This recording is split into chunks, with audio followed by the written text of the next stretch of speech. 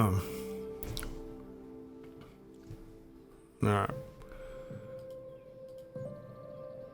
Number one.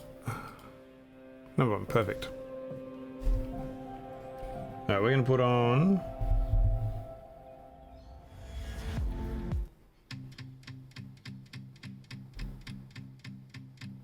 There's a fire starting in my heart, reaching a fever pitch and it's bringing me out the dark. Finally, I can This will work for some hot takes. go ahead and sell me out and I'll lay your Okay. see how I'll leave with every piece of you. First hot take. The things that I will do. There's a fire starting in my heart. I don't even know if this is a hot take. Indie games are now just better than AAA. So, if we look back at the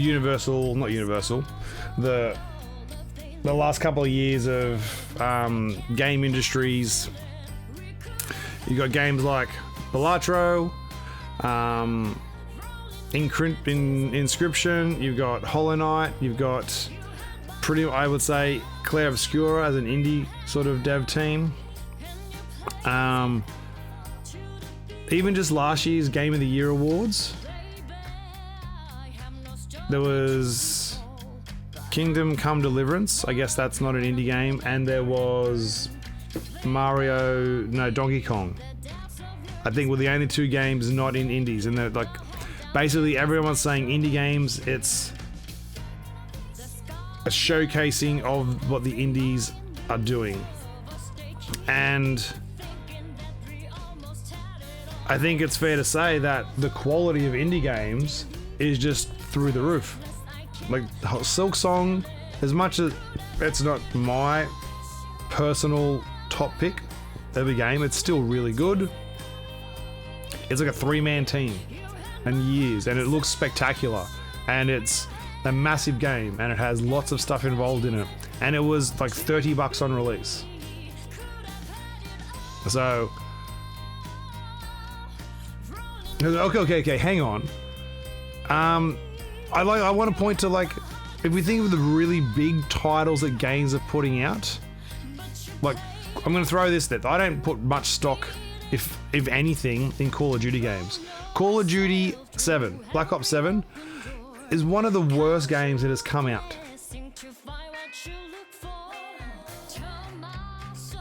And I mean, like, from people who actually care about that. What I don't understand, like, what other mainline games are dropping that are worth, like, that are much better, like, are just so much better. Like, I don't think there is.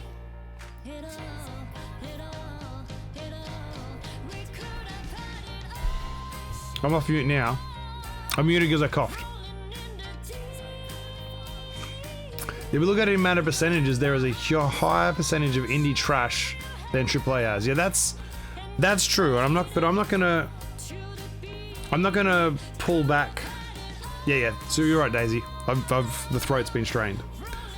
I'm not gonna disagree with that. That there is, for every Silksong, you get a fucking, I don't know.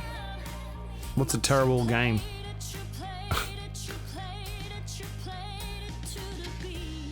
For every Silksong, yeah, you get, like, I don't know, Mugenics. Well, that's pretty popular.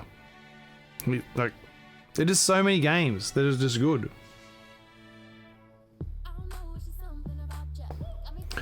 I agree with that the accessibility, and I talked about this a little bit, the threshold for getting a game out is so much lower now, so that you have to wade through a lot of crap to get there.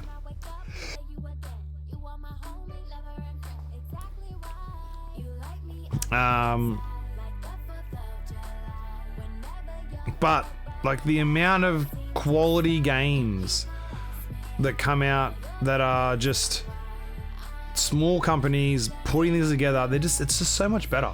Like, I just think AAA games, like, comparisonly, with the budgets, personnel, and time they have, as well as marketing reach, they should be doing better.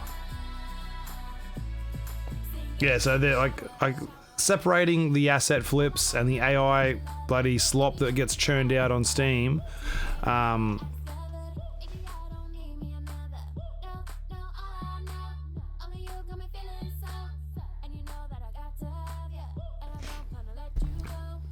There's just, I think just in general, you are, the games that are good that come out, indie games, are just better. I think they're just better. Like, I would much rather pick up an indie game to play for the experience. Maybe it's a little bit that expectations are lower, because like, hey, they're only a little team, you shouldn't expect much. But like, even in the streaming world, you've got Peak, you've got Repo, you've got are we there yet? Like, you got all these collab games that are popping up, that are just, they've got so much personality about them. I'm just looking at Steam at the moment. I got Jedi Survivors, and then we got Hamster Mind, published by Indie Game Fan, and it just looks like a nice little puzzle game. Then I've got Diablo, Final Fantasy 14.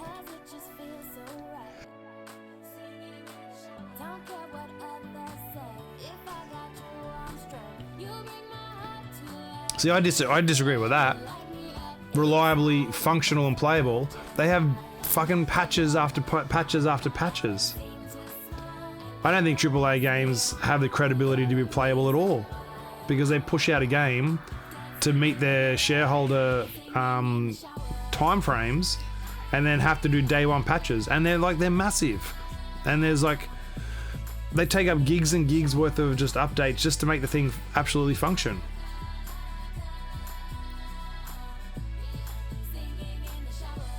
Yeah, I agree with that. Like, there are lots of early games cash grabs, but that's why you can refund. No, hot take, I won't be convinced. Indie games now, just better.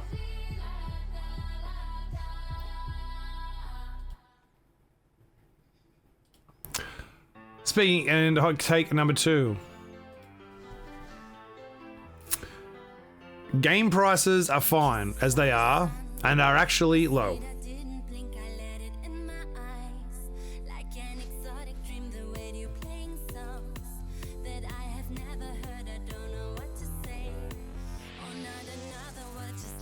Actually, we got a delay. Maybe that's it.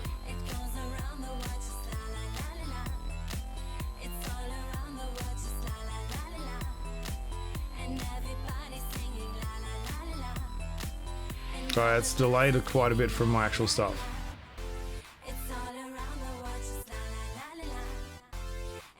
As soon as you run now, what's my actual...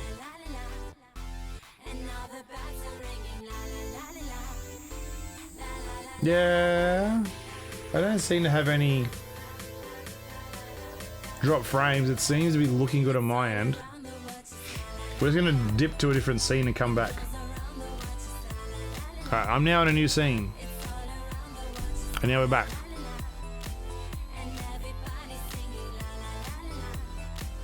Something broke in OBS before, so we'll see what that was.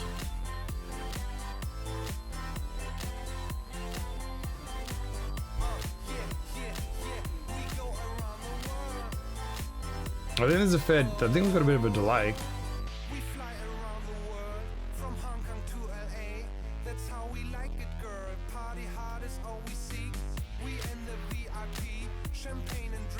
Maybe my stream watching is just a massive delay.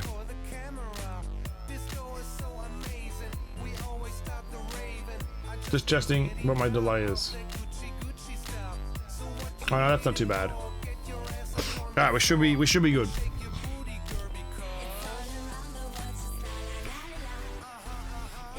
Alright, so we have hot take number 2. Game prices are fine as they are and are actually low. Now I know this is a hot take because really, like, affordability of anything in the world right now is a struggle, and like lots of things do, like just general necessary items and daily groceries and things like that. There's a lot of people who are struggling with that, and I don't detract from those sort of things, but I don't know why it feels like the uproar in game pricing climbing and all the consoles that are getting like in price increases, and it seems like they cop a lot of that, and I know that's just the nature of the world at the moment, but I think, like, I'm looking now, I'm just on the front page of Steam. Diablo, for me, and this is Australian money, so this is an Australian money, $60 for Diablo as a reseller. We've got Final Fantasy 14, $30. Helldivers 2 was $60. Ghost of Tsushima, it's on sale. Even it's at $56. Even at full price, it's still $95. It's under $100. The free-to-play games, Fortnite, as much as I hate it, it's got a good finance model of you play for free. If you want stuff, you can get stuff. I'm just looking down. Yeah, again, recommendation. I might just do, if I go to my discovery queue on Steam, we've got Nugenics, $40, brand new game. Next one, we've got Reanimal, brand new game, $55 Australian.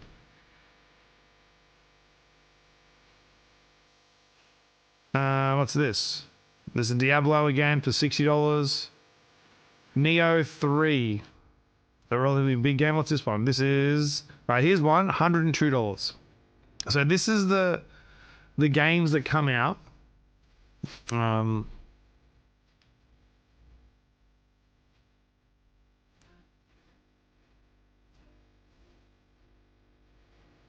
actually have Steam open, not Chrome. Yeah, big updates. So Neo 3 is the third game of the Dark Samurai Action RPG series. But you've learned that you have been doing it wrong until now, and you can do better. Listen, Fallen. Chat, I love you, but shut the fuck up. Welcome in. It's Koei Tecmo. It is a massive game. It is, with early purchase bonus, $102.95. A season pass, I think, it's $58. So there's a lot of pricing options. 161 Australian, all up, for like the full content. So that's probably DLC. That's all the extra stuff added to it. It's all the bonuses for this massive game. Those types of pricing, I think, are the ones that get all this slack. As games cost too much. I'm in a state of pure mental exhaustion because day 2 migraine to day 3 headache. Fallen, lay down, put some ice on your head or a cool cloth and relax. So I think games prices are fine. I think you can find a game to play. Like, even there's free games that are quality. There's games that are less than $5 that are on sale. And games go on sale on Steam all the time. Even if you don't have a PC and you're just a console gamer, you've got Dark Room, a Sultry Jet, same thing. You've got games that are always on sale on Switch or on PlayStation. Even the price hike in the whatever the Xbox Live or whatever that thing is that people complained about because the prices went up and the games went down. That is still phenomenal value for money. I don't know what it is, like $30 a month, and you get access to like a rotation of like 4 or 5 games, maybe more. I don't know what it is. It's still good prices. So prices are fine as they are, and they're actually low. So I think, yeah, you have options to play games. What's my next hot take? Yeah, I'll stand by this one. Alright. The last 3 years has been the best period in gaming history. Period. Dot. Finish. I'm taking this back as someone who has big value in nostalgia, who loves the 64 era and the games with that, and the Super Nintendo and all that time, and the original NES games and being involved in it. The last 3 years has been the best period in gaming history. The amount of innovation that's coming out, I like it particularly because while the graphics, like Chase, holy grail of graphics perfection, is like still there, a lot of companies have realized we've kind of hit a plateau of where games just aren't going to look any better. Like, they are going to look slightly better, but they're not going to be noticeably deeper experiences for a long time. So the amount of throwbacks to classic looking styles, to over the top action style games, to like straight up pixel remasters, and to de-evolved versions of games, is like the nostalgia I feel is being brought into this sort of the gaming time, like Hollow Knight. So that's not the last 3 years, but like again, like I said, peak. The collaborative games that are fun that you can just get access to are all still there. The big games that are still coming out, like Clair Obscura, and as a game I haven't played, is like a throwback to the classics RPGs. We've got Nintendo still, and that's including like not Zelda games in that list, because Zelda's probably been out longer than that. Hot take, it's a cuck chair. No, it's a comfy lounge chair.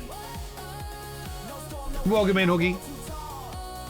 Where's your bang bang emotes? I can see you playing Overwatch. I'm in Steam. I saw what happened. Yeah, damn.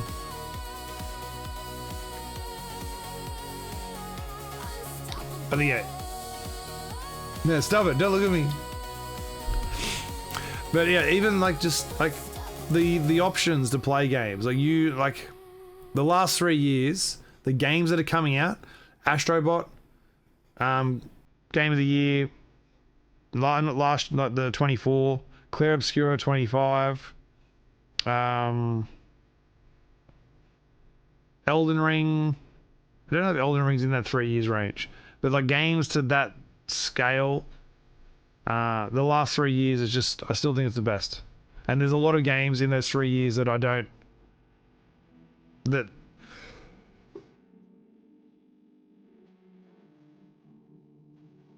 not in game yet, so it doesn't apply.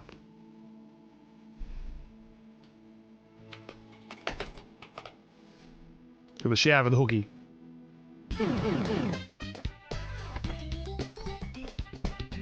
This might just be me, but for some people, they're like, oh, I feel like I'd rather see an asshole than just a nutsack. What? That was the cursed stream. Yeah, no, the cursed stream. The debate. Unsolicited butt crack or unsolicited nuts? Why did it cut off perfectly? Oh, I'm out of the drink.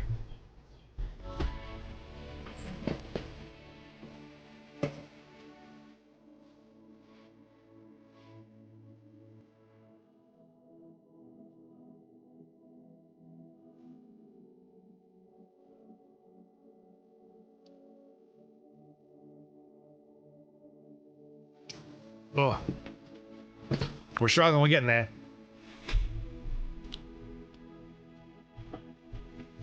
Why it cut off perfectly. Last few years, yeah. Agree, disagree.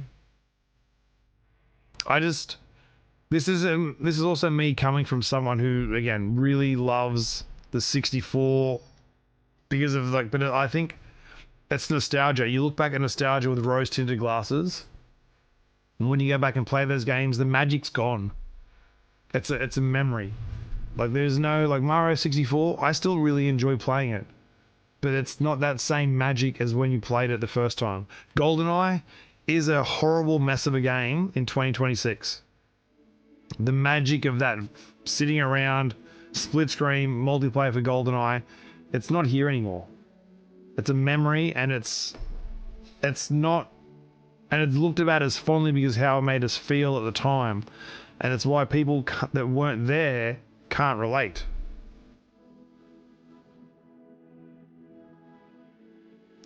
Or games like Donkey Kong Country that were so like pivotal in what games were and like turning the Super Nintendo. Like it was a huge game that everyone sort of looked at. It still plays well now, but at the time it was like this little piece of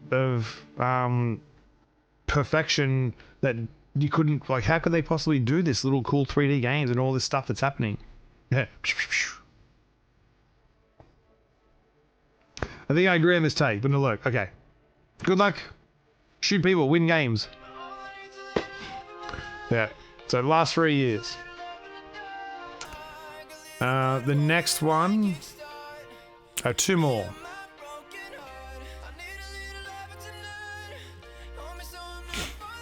Streamers are the biggest influences on game concepts.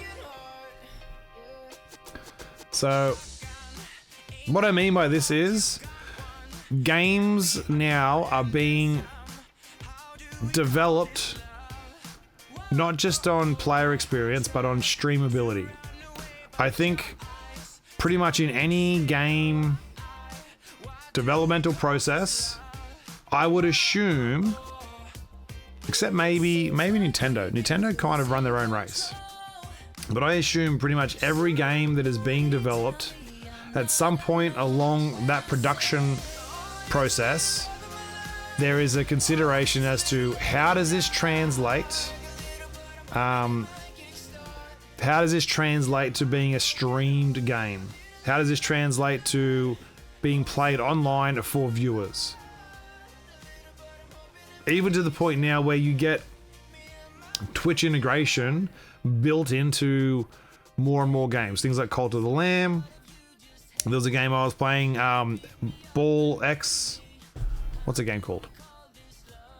It's action. I can't think of the name. It is just Ball Pit. So Ball Pit, Twitch integration. Pretty much a lot of the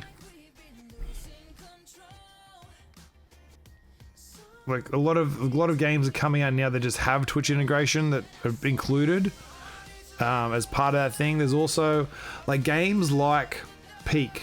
Are we there yet? Where's my collab games? Repo, Pilgrim, Pico Park, Guilty as a Sock, Golf with Friends. A lot of those games, I know they're marketed, like they're not pushed directly as streamer games. And I do understand there is an audience of people that just have friends that they play and they don't stream and they don't watch and they just play golf and they hang out. But a lot of those games are made with the idea that they appeal to streamers and that streamers will showcase them. And if streamers showcase them, they get picked up by lots of people and then the game gets bigger. So I think particularly with indie games, like I'm just looking at my collabs. I've got Golf with Friends, Goose Goose Duck, Among Us, Headliners, Peak, Party Animals, Are We There Yet? Repo, like all these sorts of games. There's the new Gnome game that came out. I would guess like they're designing games where the streamer or the streamability of the game factors heavily into the design of that game.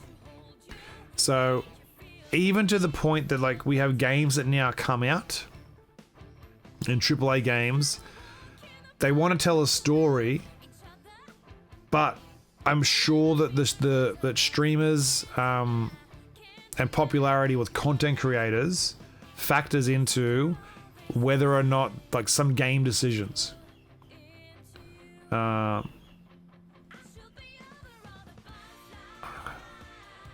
think like Silksong, Hollow Knight was a massive game online. Like it had the challenge runs, the ability to do like even having speedrunner type controls within games. A lot of games have that now where they have timers, they have speedrunner parts, they even have splits and things you can do within the menus included. All factor because speedrunnings, yes, they don't often do it while streaming. Some people just want to do it, but people watch that speedrunning, get eyes on the product. So, yeah, streamers are the biggest influence on games concepts. Not the only one, but like if they influence 20%, I think that's a huge part that's coming from content creation. And my last hot take: almost every hard game's difficulty is done poorly. And this is where I complain about Dark Souls 1 and Silksong. And to an extent, the Souls-like genre and that difficulty type genre.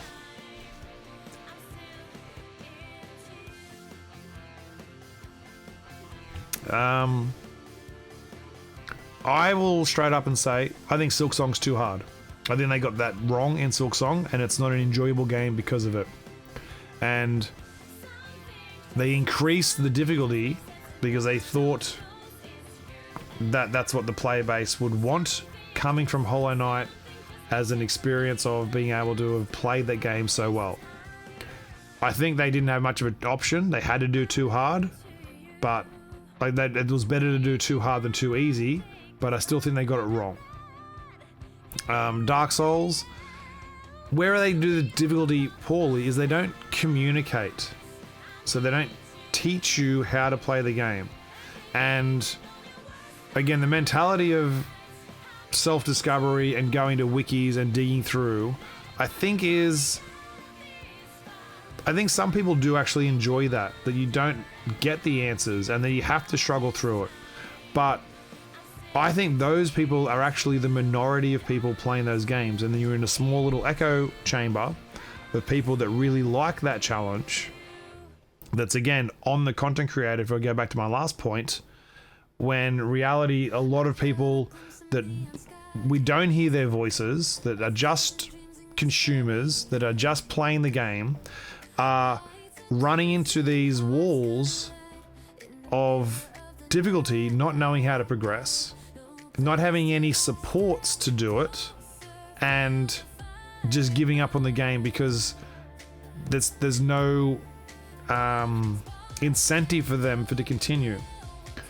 Like I understand some people play games for the challenge and the experience, and they want to be able to overcome that difficulty thing, and they have the rewards with beating a game that's really hard.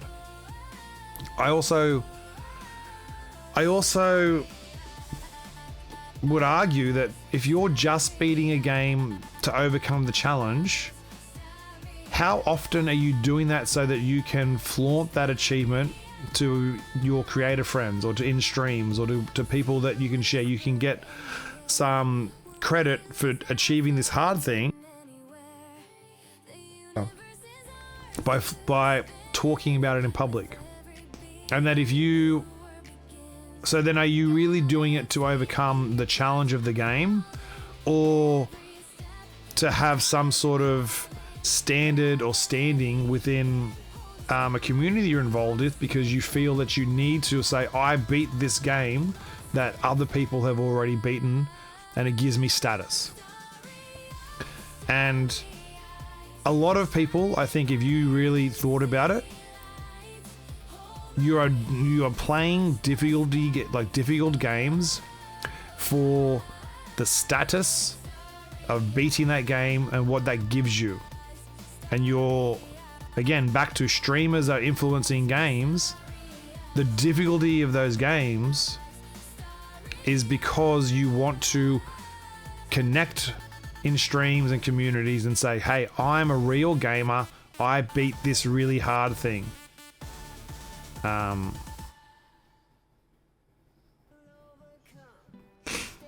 So I played Hollow Knight so I could say that I beat it right. No, and I'm not saying that I'm different to that.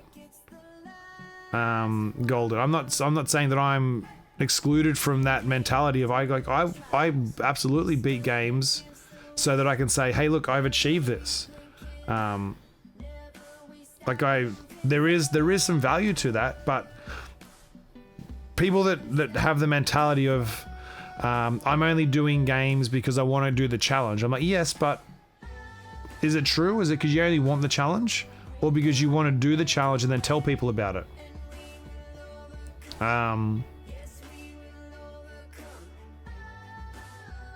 And for Hollow Knight, for me particularly, like I beat the game as a streaming thing because I was streaming it at the time. I don't know if I wasn't doing it for content, I don't know if I would have persevered with it.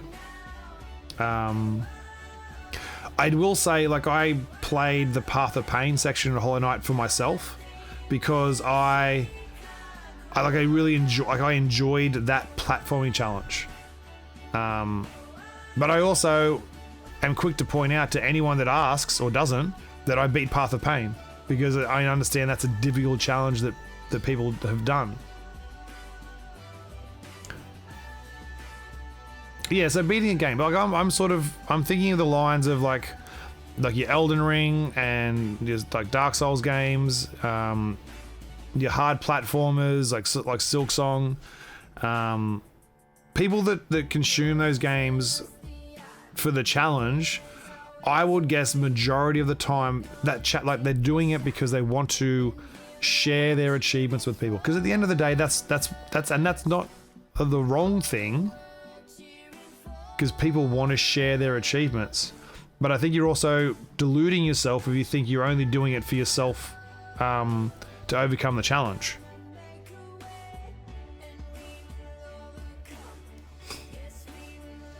And not trying to be a jerk, I promise. No, and I get that. It's also the reason why, it's why I gave up Dark Souls 1 and why I'm not going to play it. Because I did not enjoy it. I played it to a point that I thought I've done enough with the game.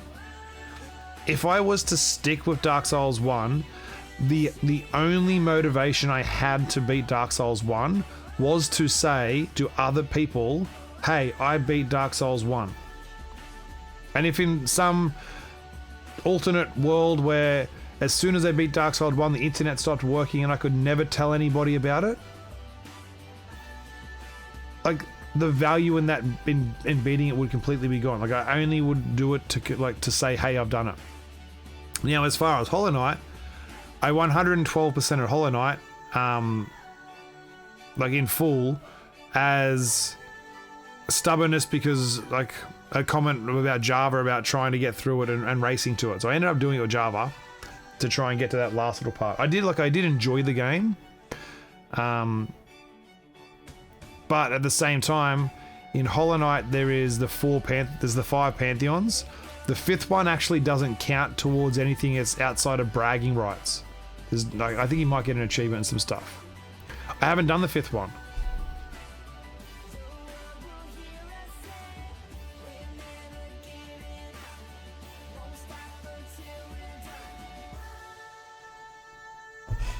In all honesty, the only 3 bosses fighting after ONS are Artorias, Gwyn, and Calumet. See, like I beat ONS and was disappointed, which is why I kind of stopped. But like on this take, I think hard games, and this is like, that's a long-winded point about saying, like, people do hard games. What are their motivations? I think the motivation is to brag or to share accomplishments, even in a positive way, or in just like a, hey, I'm better than you because I did this kind of way. Which is something I dislike about a lot of the Souls communities, is because from my experience, a lot of those people are like, no, you don't like it because you're not good enough to be a gamer. So people are like, no, well, so they do it in a negative way. They talk down as the accomplishment. Notorious is a hard AF challenge, and I recommend Calumet because he can physically hurt you, the player.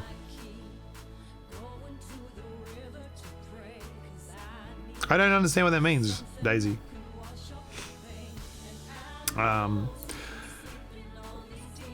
Games that are hard that don't offer accessibility, basically. And the game Celeste. Now, Celeste is a very difficult precision platformer game. And it is the gold standard in allowing people to interact with it across all parts. And it does hard well because you can have the difficulty and you can dial it back so that literally you can walk through the game invincible and get the story. So the game is hard and you can like level it up as you need to. Even things like Doom. Doom has your easy levels and modes that you can get through, and it's got all the way up to like the nightmare modes with the huge challenges and the permadeaths. Like that is hard done the right way, where you can level up to the difficulty that you want. So this kind of means if you don't have difficulty controls, then and the game's too hard and it's not accessible, then it's done poorly. Like you need to have games, and if games, like if we judge games based on graphics and sound and gameplay, I think difficulty is a factor in that is increasingly becoming an important thing. And for me, Silksong really underperforms because the difficulty in the game is just so poor. Like they didn't do a good job of it. It's too hard. It's not accessible, and it's not just my opinion. Like I've got lots of people talking about how much that difficulty has been off-putting to them. So done poorly, I think, and lots of games do that. Lots of games don't know how to adjust difficulty. Or like the hard games don't do it in a way that's adjusting difficulty.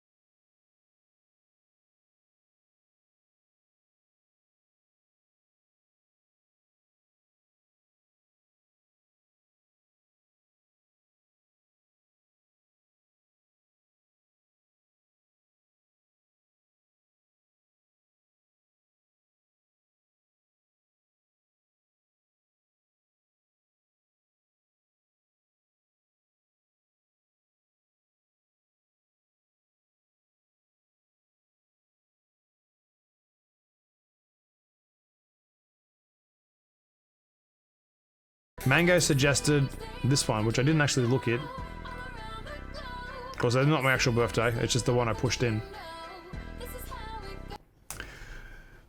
Did I get a haircut? I did have a haircut a little bit ago before I went back to work. They're saying it's going to be woke. Now I'm just saying that people, like the jokes have just changed.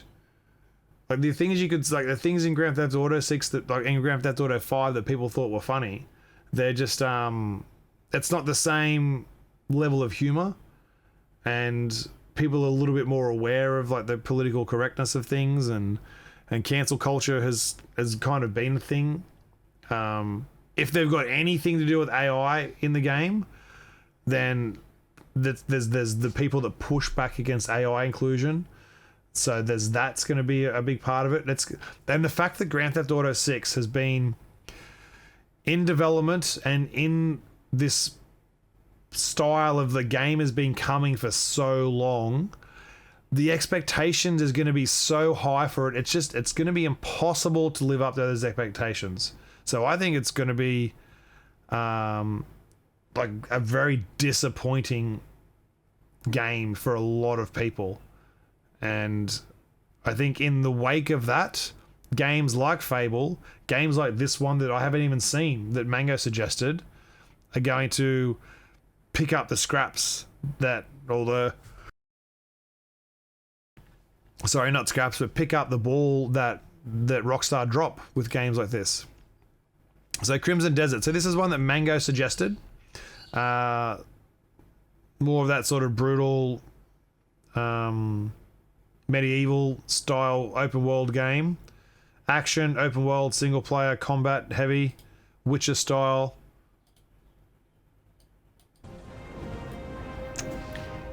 Fuck yeah, you got wyverns and dragons to ride on, it's already good.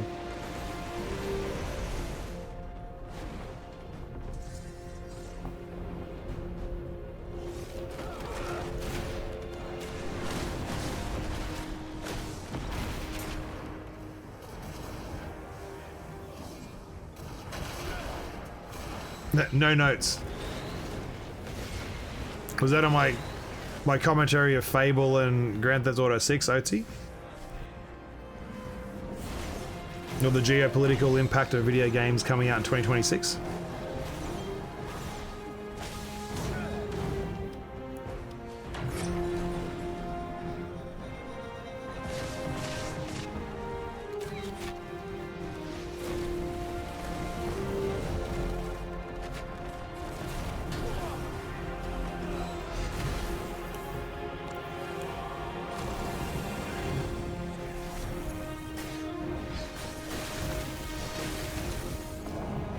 If I hadn't been recommended this game by Mango, I'd have said, fuck yeah, this is the most Mango looking game I've ever seen.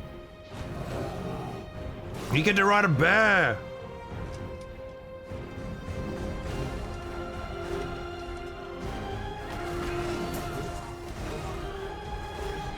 This will have to be on PS5. My computer will look at this and go, fuck, I can't play that. My computer's new and good. Dragons with armor?